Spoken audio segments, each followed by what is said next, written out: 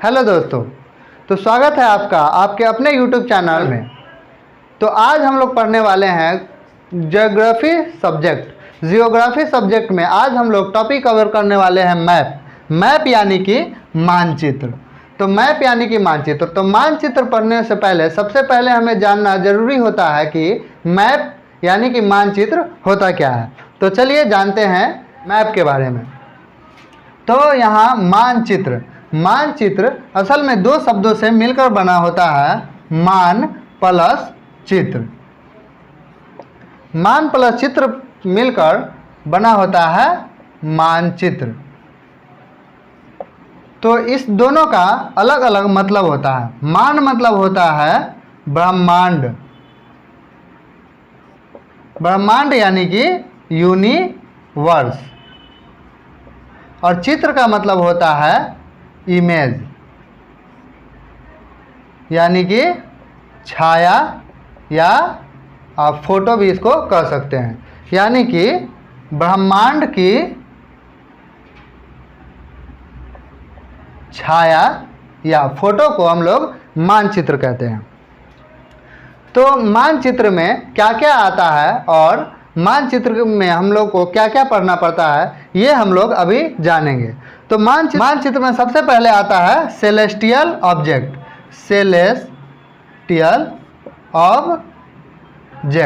यानी कि खगोलीय वस्तु। तो खगोलीय वस्तु क्या होता है? तो खगोलीय वस्तु वो होता है जो ब्रह्मांड में पाए जाते हैं और जिनका निर्माण मनुष्यों ने नहीं किया होता है, यानी वो प्राकृतिक रूप से ब्रह्मांड में पाए जाते हैं। तो ब्रह्मांड में कौन कौन सेलेस्टियल वस्तु पाए जाते हैं यानी कि सेलेस्टियल ऑब्जेक्ट पाए जाते हैं, वो हम आपको इस वीडियो में टॉपिक वाइज समझाने की कोशिश करेंगे। तो सेलेस्टियल ऑब्जेक्ट में सबसे पहले होता है सन यानी कि जिसे हम सूरज कहते हैं, और दूसरा होता है गैलेक्सीज क्या होता है दोस्तों? आप लोगों ने तारा देखा होगा यानी कि स्टार्स। तो स्टार्स के ग्रुप्स ऑफ स्टार को ही हम लोग गैलेक्सीज कहते हैं। तीसरा होता है प्लानेट यानी कि ग्रह, जैसे कि हम लोग पृथ्वी पर रह रहे हैं, पृथ्वी भी एक ग्रह है। और चौथा होता है मून यानी कि चांद। तो हम लोग इसी के बारे में आज ये चारों टॉपिक को कवर करेंगे। तो आप लोग अगर इसको उतारना चाहते हैं तो वीडियो को पॉज करके इसको नोट कर सकते हैं, या स्क्रीनशॉट लेकर भी आप इसको बाद में नोट बना सकते हैं। तो चलिए हम लोग इसको मिटाते हैं और जानते हैं इस चारों टॉपिक के बारे में। तो सबसे पहले हम लोग सेलेस्टियल ऑब्जेक्ट में पढ़ेंगे सन के बारे में। तो दोस्तों, अब आप पूछेंगे, हमारे मन में एक ही सवाल आता है, सन क्या है यानी कि सूरज क्या है? तो सूरज एक जलता हुआ आग का गोला है, यानी कि हम इसे इस तरह कह सकते हैं कि ए सन इज ए बर्निंग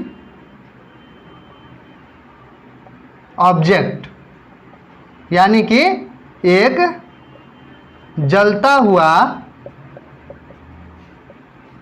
वस्तु यानी कि आग का गोला।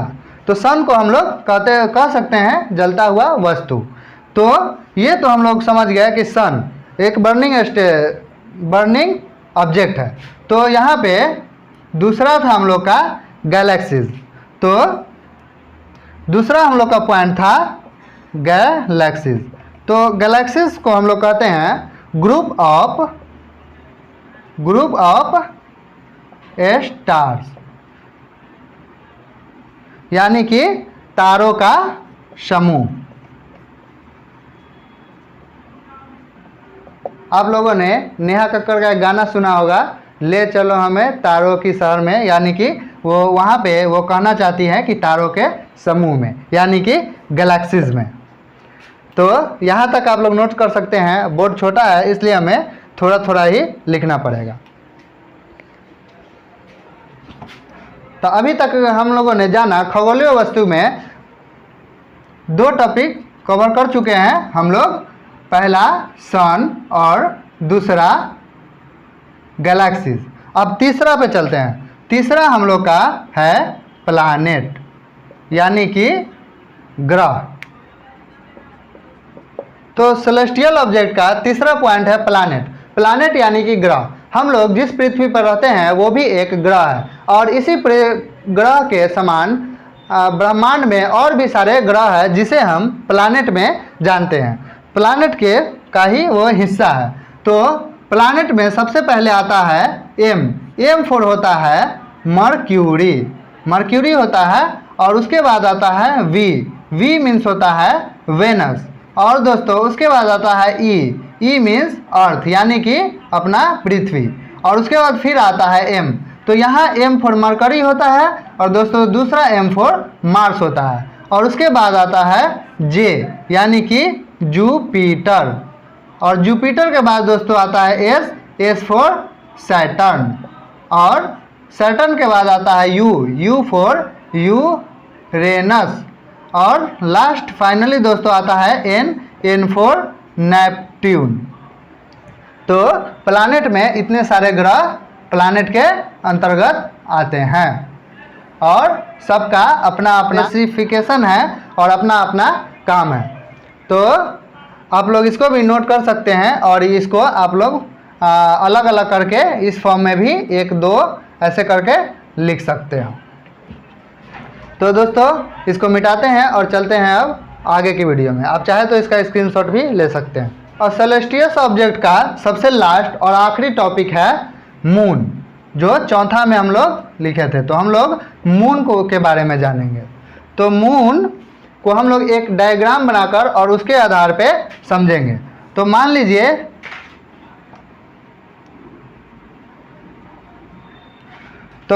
दोस्तों यहाँ पे एक सन है, ऑलमोस्ट ये सन के जैसा ही है। तो इसको हम लोग मान लेते हैं सन, यानी कि सन मीन्स ए बर्निंग ऑब्जेक्ट यानी कि जलता हुआ वस्तु। तो सन यहाँ पे है, और यहाँ पे हम लोग इसके आगे प्लैनेट बनाएंगे। तो प्लैनेट को थोड़ा छोटा छोटा स्पेस लेंगे क्योंकि बोर्ड हमारा छोटा है। तो सबसे पहले हम लोग लेंगे यहाँ पे एम मतलब मर्क्यूरी। उसके बाद हम लोग लेंगे वी फॉर वेनस, और फिर हम लोग लेंगे ई मीन्स अर्थ के बाद हम लोग लेंगे फिर एम के बाद हम लोग लिखेंगे जे फॉर जुपिटर, और उसके बाद फिर लिखेंगे एस फॉर सैटर्न, उसके बाद यू फॉर यूरेनस, और लास्ट में एन फॉर नेपट्यून। तो इस सीरियल नंबर में हम लोगों ने इसलिए लिखा है कि इसमें सन से इस सब की दूरी के हिसाब से है। तो सबसे पहले यहाँ से मार्स आ जाएगा, उसके बाद दोस्तों वेनस आएगा, उसके बाद अर्थ आएगा, उसके बाद फिर ये मार्स आएगा, फिर उसके बाद यहाँ जुपिटर आएगा। सॉरी दोस्तों इसको मैंने मार्स प्रोनाउंस कर दिया था, दरअसल ये मर्क्यूरी होगा। और फिर उसके बाद यहाँ पे सैटर्न आएगा, उसके बाद यहाँ पे यूरेनस आएगा, फिर लास्ट में नेपच्यून आएगा। और दोस्तों यहाँ पे ये सब अपने ऊपर एक मून को लेकर यानी कि चांद को भी लेकर घूमते रहते हैं।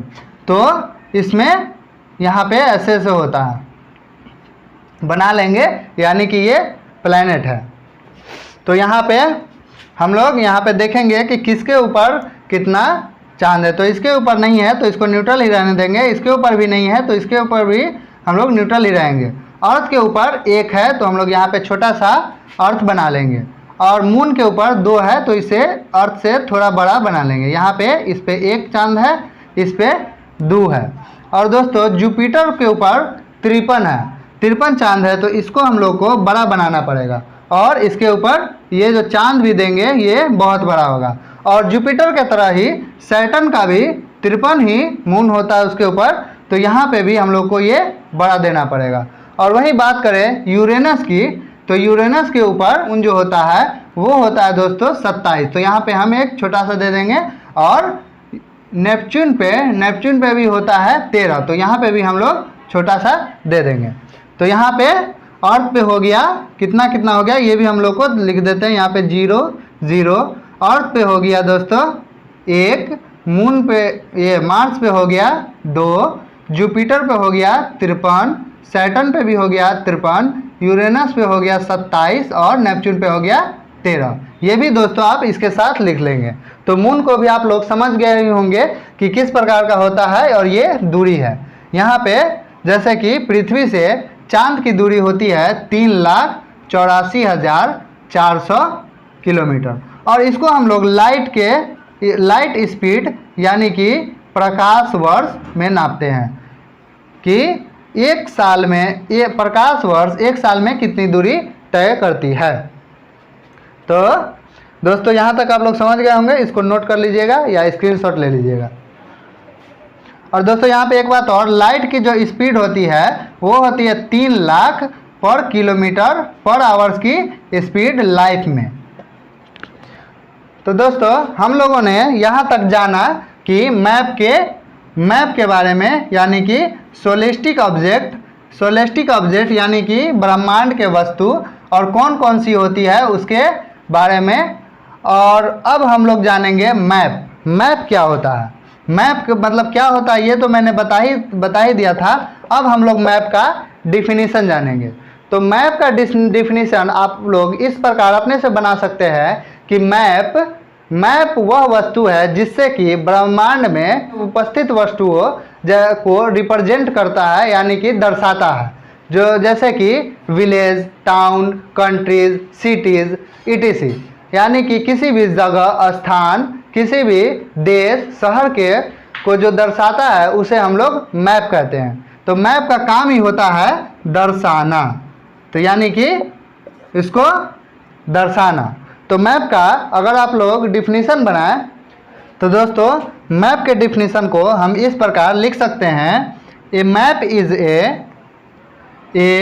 इज ए रिप्रेजेंट और स्केच और पिक्चर और drying of the earth surface is the way by which it becomes easy to study the different part of the earth, like particular place, particular things, particular area, as well as distance and measurement among them। यानी कि map हमें दर्शाता है sketch और picture यानी कि छाया और drawing जो हाथ से बनाते हैं वो ड्राइंग ऑफ द अर्थ का, पृथ्वी का।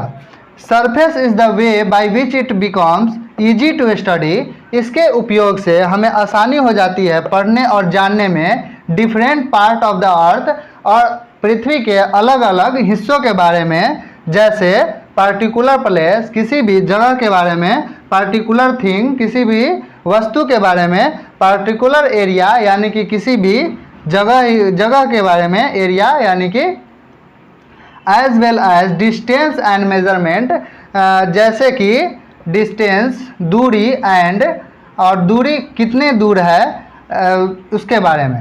तो मैप का डिफिनीशन आप लोग इस प्रकार लिख सकते हैं, इस प्रकार का अपने से भी आप लोग बना सकते हैं, जिसका मेन टॉपिक है दर्शाना, जो मैप क्या दर्शाता है।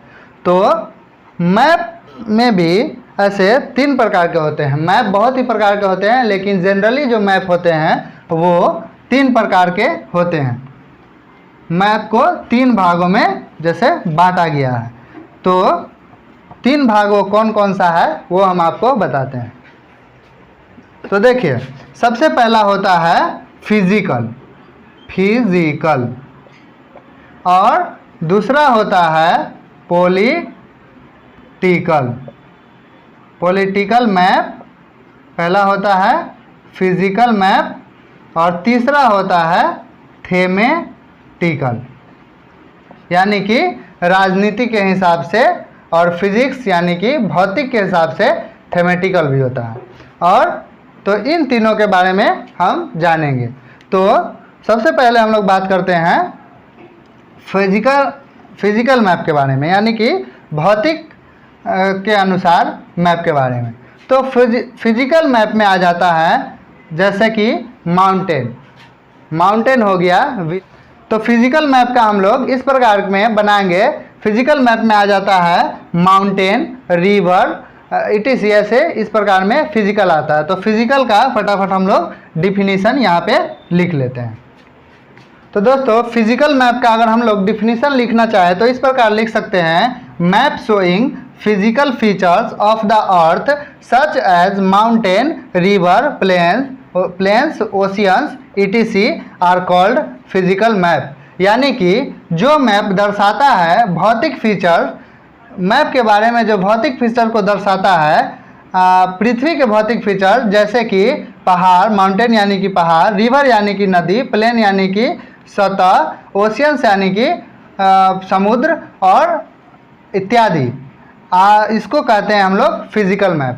तो फिजिकल मैप के बाद आता है हमारा दूसरा में पॉलिटिकल मैप। तो पॉलिटिकल मैप में हो जाता है जैसे कि, आइए हम लोग पॉलिटिकल मैप का डिफिनीशन के बारे में जानते हैं। तो दूसरा हम लोग का है political map. Political map, political map यानी कि राजनीति के उपयोग के हिसाब से मैप। तो राजनीति के उपयोग में आने वाले वस्तु इसमें डेफिनेटली है कि आ जाएंगे, जैसे कि राज्य, शहर, सिटी, टाउन, कंट्रीज इत्यादि। तो हम लोग पॉलिटिकल मैप का डिफिनीशन इस प्रकार बना सकते हैं, यानी कि राजनीति के हिसाब से उपयोग होने वाले थिंग्स। पॉलिटिकल मैप का डेफिनीशन हम लोग इस प्रकार बना सकते हैं कि map showing cities, town, villages, countries and state of the world with their boundaries are called political map। यानी कि जो मैप हमें दर्शाता है सिटीज़ यानी कि शहर, टाउन, विलेज यानी कि गांव, कंट्री यानी कि देश एंड स्टेट यानी कि राज्य ऑफ द वर्ल्ड, दुनिया के इन सभी जगहों के बारे में जो मैप दर्शाता है के साथ बाउंड्रीज और उनके बाउंड्रीज के साथ यानी कि उसकी सीमा के साथ, उसे हम कहते हैं पॉलिटिकल मैप। यानी कि पॉलिटिकल मैप में हमें ये सब चीज़ें ज़रूरी होती है, कौन सा शहर है, कौन सा गांव है, कौन सा देश है एंड कौन सा राज्य है दुनिया में, और उसकी बाउंड्रीज कौन कौन सी है। जैसे कि भारत और पाकिस्तान के बीच में बाउंड्री, भारत और श्रीलंका के बीच में बाउंड्रीज, भारत और नेपाल के बीच में बाउंड्री, उसी प्रकार से ये बाउंड्रीज के साथ में दर्शाता है, उसे हम पॉलिटिकल मैप कहते हैं। और पॉलिटिकल मैप के बाद आता है लास्ट हमारा तीसरा में हमारा आता है थेमेटिकल मैप। थेमेटिकल मैप यानी कि थीम। यहाँ पे थेमेटिकल से हम लोग थीम निकाल सकते हैं, यानी कि व्यू। जैसे कि हो गया रोड, ट्रेन ट्रैक, झरना, ये माउंटेन इत्यादि। तो हम लोग इसको थीम को लेकर इसका डिफिनीशन बना सकते हैं। तो चलिए हम फटाफट से इसका भी डिफिनीशन बना लेते हैं।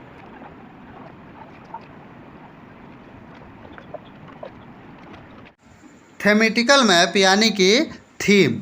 तो इसका डिफिनीशन इस प्रकार है, it gives some specific information on such as road map, rainfall, forest, industries, train track are known as thematical map. तो थेमेटिकल मैप में हम जानते हैं कि किसी भी स्पेसिफिक इंफॉर्मेशन यानी कि खास जानकारियों के बारे में, जैसे कि रोड मैप हो गया, गूगल मैप भी एक रोड मैप का ही पार्ट है। तो रोड मैप हो गया, इसमें रेनफॉल यानी कि झरना हो गया, फॉरेस्ट यानी कि जंगल हो गया, इंडस्ट्री जैसे कल कारखाने, ट्रेन ट्रैक यानी कि रेलवे की पटरी हो गई, जिसे हम थेमेटिकल मैप के रूप में जानते हैं। तो थेमेटिकल मैप क्या है आप लोग अच्छे तरीके से समझ गए होइएगा, और थेमेटिकल मैप में क्या क्या आता है ये भी मैंने आपको विस्तार से यहाँ पे बता दिया है। तो आज हम लोगों ने टॉपिक कवर किया है मैप का, और सब्जेक्ट था आज का ज्योग्राफी। तो मुझे आशा है कि आपको जानकारी अच्छी लगी होगी। तो जानकारी अच्छी लगी हो तो वीडियो को लाइक कीजिएगा और चैनल को सब्सक्राइब कीजिएगा, और बेल आइकन दबाना नहीं भूलिएगा, ताकि हम आपको आगे इसी प्रकार की वीडियो साझा करते रहें। तो मिलते हैं अगले वीडियो में, तब तक के लिए जय हिंद, जय भारत।